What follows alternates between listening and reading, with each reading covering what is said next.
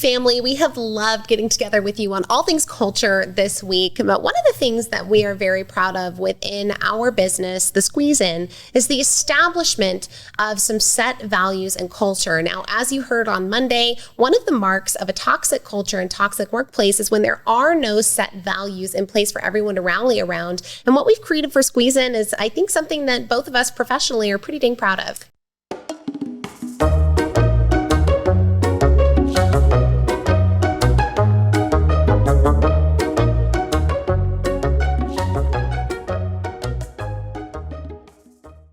If you're hearing all this culture talk and want to be a part of a thriving, growing culture, we want to invite you to be a part of Squeeze In. Squeeze In Franchising offers you the chance to bring a culture and a vibe like Squeeze In to your community. You can make money, you can get time freedom for you and your family. We would love to have you as part of our Squeeze In family. Join us in the ownership team and go to squeezein.com/franchising. You're enjoying this episode on Angel Phoenix Productions Podcast Network. To explore a complete lineup of quality programs and media production services, head on over to angelphoenix.com or like our Facebook page at facebook.com/Angel Phoenix Productions.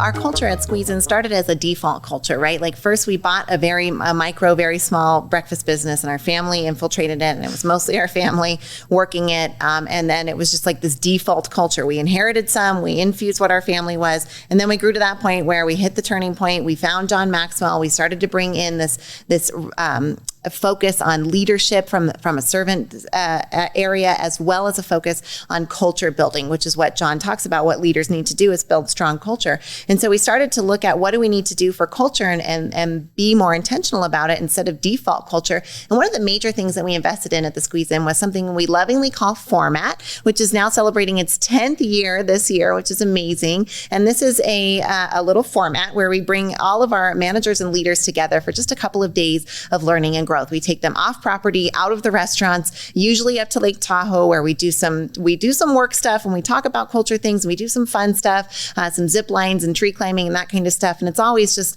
like it's a beacon of culture and light and positivity for those who have been part of the Squeeze In for a long time. Now, at one of those early formats, what emerged was we wanted to figure out what are the Squeeze In values, right? And not what are the stated values, but what are the values that we actually demonstrate with our behavior, because that's what's really important about values. How do we demonstrate them through our behavior? And we had a big brainstorming session, and everybody's saying toys for the kids and above and beyond service, and people feel like family. And we managed to boil it down to just 4 values that were all verbs because they're action oriented, so that you're able to demonstrate the behavior. And those values are provide an experience, show the love, live to serve, and grow.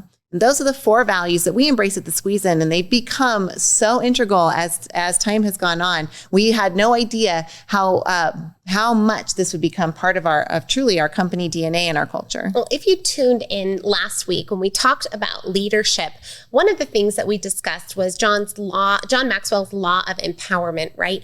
Giving other people the opportunity to lead, which also means giving them the opportunity to make decisions and to make mistakes. Now, one of the things that the values allowed us is something that we like to call, it sounds a lot more complicated than it is, but a decision-making matrix. Essentially, this is a filter that any of our leaders could put on at the point of having to make a decision in order to know that even if they make the wrong decision in the moment, that they were acting by the values and doing the right thing, right? If we want to know about a company's culture, remember, looking at their espoused values isn't as powerful as looking at how they act with their clients, with their customers, and with each other. And so these values in action have allowed us to create a stabilized culture that you can feel in all 9 of the Squeeze In locations. Right now, a manager might see one of their associates on the Squeeze In floor sit down with the table and maybe take a few extra minutes while they're sitting there and taking their order and visiting with the guests, even though they might have a few other tables that are getting close to ordering.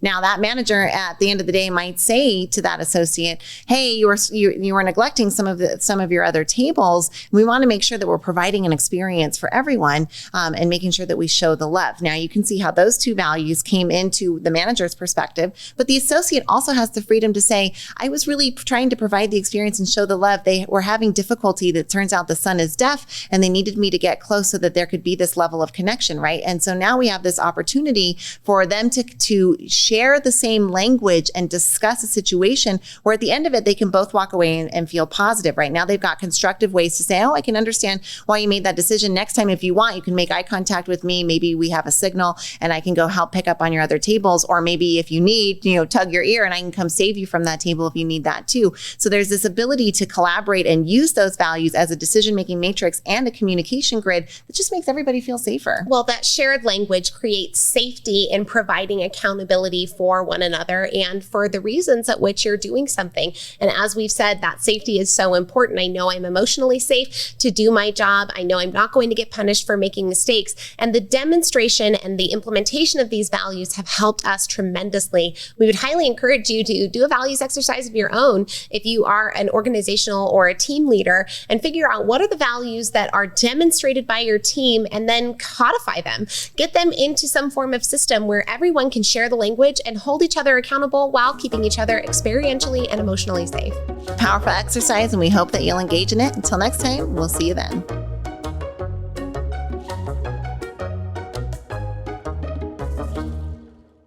This podcast was a production of Angel Phoenix Productions. Explore more episodes of this show or other great shows on the Angel Phoenix Podcast Network by visiting angelphoenix.com. The views expressed in this show do not necessarily represent those of Angel Phoenix Productions or its advertisers, and may contain language that's unsuitable for younger listeners.